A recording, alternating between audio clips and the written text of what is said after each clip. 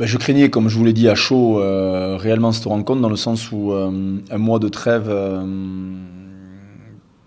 que j'ai toujours pas d'ailleurs compris, ou en tout cas on me l'a mal expliqué, mais où j'ai sûrement du mal à comprendre l'intérêt de ce trêve, puisque à la limite, tout le monde se plaint de ne pas avoir joué des jeunes joueurs français, c'était peut-être le moment de les voir, mais je craignais vraiment cette reprise face à une équipe qui n'avait pas grand-chose à perdre à Ernest Vallon, si ce n'est de créer le trouble en jouant un rugby un peu enlevé et un peu dangereux, puisque, comme vous avez pu vous en rendre compte, on a pris 3 essais, dont un petit peu casquette, mais donc on craignait vraiment cette rencontre. C'est pour ça qu'on avait voulu mettre tout le monde sous tension et en mettant pas mal d'expérience sur le terrain pour justement passer, on va dire, ce match-là sans trop d'encombre. Alors je ne vous cache pas qu'à 29-8, je pensais que c'était fait et malheureusement un petit relâchement, pas forcément lié aux hommes qui sont rentrés, mais je pense que le relâchement, on va dire, qui nous fait un petit peu défaut depuis le début de la saison et nous sort un petit peu du bonus et malheureusement nous donne une rencontre qui n'était peut-être pas à la hauteur de ce qu'on était capable de faire sur ce soir, puisqu'on a marqué 5 essais plutôt de bonne facture, mais il nous manquait de bien défendre 2 ou 3 situations et qu'en 5 minutes on y a laissé un petit peu trop de plumes. Mais euh, c'est bien de voir ce qui n'a pas fonctionné, mais c'est bien aussi de voir qu'à 21 h, dans des conditions qui n'étaient pas simples pour jouer au rugby, on a quand même été capable de tenter des choses. Pas toujours très bien, mais on l'a fait de manière assez régulière. Je suis très satisfait, encore une fois, du contenu. On marque 2 essais à plus de 20 passes. On est capable de tenir le ballon sur nos lancements. On est capable de proposer des choses.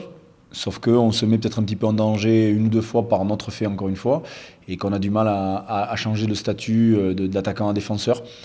Après, on est encore au début de la saison, et après ce mois de trêve, c'était très compliqué on a passé vraiment un mois délicat, difficile à gérer, parce que certes, il y en avait certains qui avaient besoin de récupérer, mais honnêtement, de ne pas jouer, c'est très compliqué aussi à gérer au quotidien.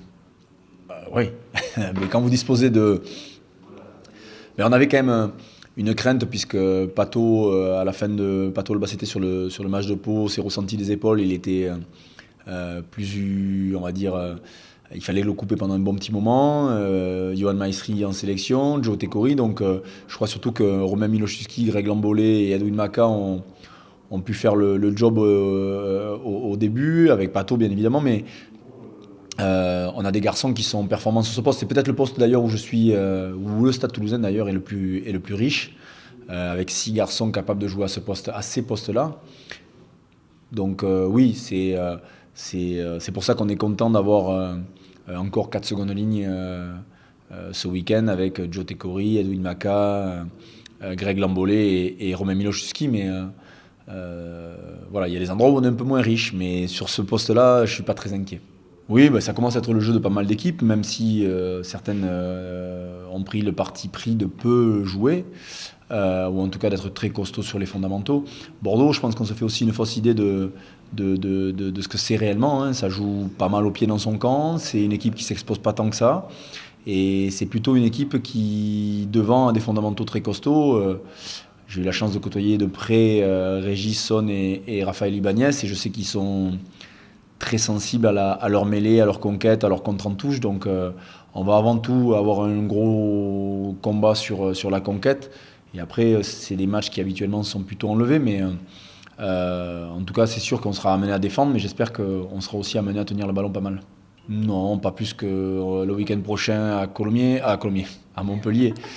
C'était peut-être le rapport entre le passage d'ancien Columéra à Montpellier. Mais non, à Montpellier, je crois que il y a quelque temps, moi, quand on m'avait parlé de Castres comme un test, je crois que tous les matchs sont des tests. Malheureusement, il y a des moments où on aura peut-être un peu plus la possibilité ou l'opportunité de gérer. Quand je dis de gérer, c'est d'être en mesure de ménager certains, mais aussi d'en relancer d'autres.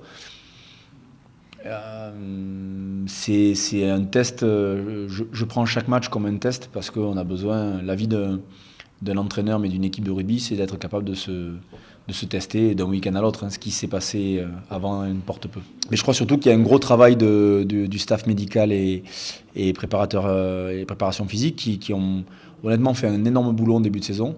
Ils ont travaillé, alors on leur a donné la place qui leur était nécessaire pour qu'on ait des joueurs plus ou moins en forme, mais il s'avère que si on dispose d'un effectif quasi au complet, à part 2-3 petites blessures, c'est qu'aussi on a bien travaillé en amont.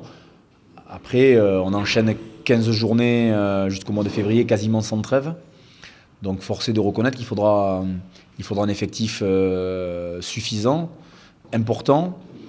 Et quand je fais un petit peu le compte à droite à gauche, c'est pas le plus pléthorique au Stade Toulousain. Donc il faudra qu'on gère très très bien celui-ci et qu'on gère chaque individu de manière précise. C'est ce qu'on essaye de faire avec le staff médical qui fait encore une fois, je vous le dis, un très très bon boulot et la prépa physique qui travaille très très bien. Pour l'instant, il y a des garçons qui sont un peu plus performant qu'Alexis à ce jour. Alors Alexis n'a pas encore repris, il est à 9 mois de son retour de genou, vous savez que c'est toujours très très long. Il aura l'opportunité de s'éprouver assez rapidement, mais dans l'immédiat, voilà, c'est un poste aussi où ça devait être le retour de Yohan Huget, ce sera Paul Pérez qui prendra la suite et Timothy Matanabou qui rentre, Arthur Bonneval, Semi Kounatani, Vincent Clerc qui aujourd'hui est un des 3/4 les plus performants du Stade Toulousain. Donc la liste est chargée, la concurrence est forte, mais Alexis, vous reverrez Alexis très prochainement sous le maillot et puis ça sera à lui de retrouver le niveau qui était le sien. C'est un garçon qui, je vous le rappelle, a fait une finale de Coupe du Monde il y a 4 ans et qui est vice-champion du monde avec l'équipe de France en 2011. Alors, il me semblait que vu l'implication notamment des 3 avants, Gaël, on s'est posé la question pour Gaël, mais comme derrière on avait aussi des garçons qui étaient en forme et compétitifs, on a souhaité donner les vacances de manière immédiate pour qu'ils se vident un petit peu la tête et puis qu'ils reprennent tranquillement avec nous dès la semaine prochaine avec pas de timing précis, on fera du cas par cas. Je ne suis pas un grand fan de rendre des règles communes ou de globaliser certaines choses. Je pense qu'on va être beaucoup à l'écoute de chacun d'entre eux. Et puis à partir de là, on verra quand est-ce qu'il sera le plus opportun pour nous de les incorporer, de les intégrer, sachant que le leitmotiv du début de saison, c'est d'être performant. Donc il n'y a peut-être pas de raison aussi d'en sortir certains qui sont très performants depuis le début de la saison. Et puis le temps fera peut-être les choses, mais la concurrence bat son plein pour le moment, donc tant mieux pour nous. Moi j'ai toujours peur de ces lieux communs et peur de ces grandes leçons à chaud que peuvent faire certains. J'ai peut-être pas tous les éléments pour être suffisamment lucide sur la situation. J'entends parfois qu'on fait jouer trop de joueurs étrangers, j'entends parfois que les jeunes ne jouent pas assez, mais ce qui est capital pour un entraîneur que je suis, c'est que les joueurs que j'aligne soient performants.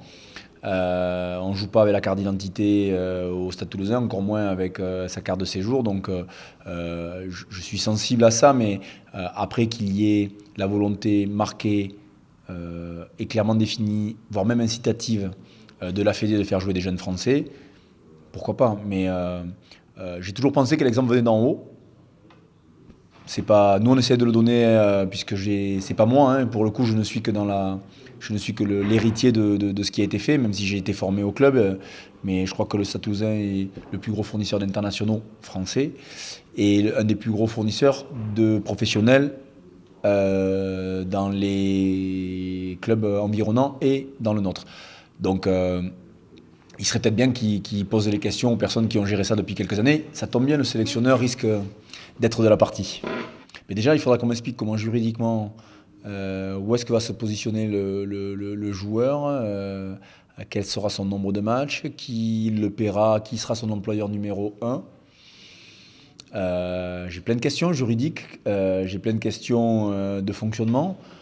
Après, honnêtement, malheureusement, je vais faire comme vous, je vais attendre que ça se passe, je vais peut-être subir ou être content de la décision qui sera prise, ou des décisions qui seront prises, mais ça serait bien qu'ils soient capables, tous autant qu'ils sont, de se mettre autour de la table.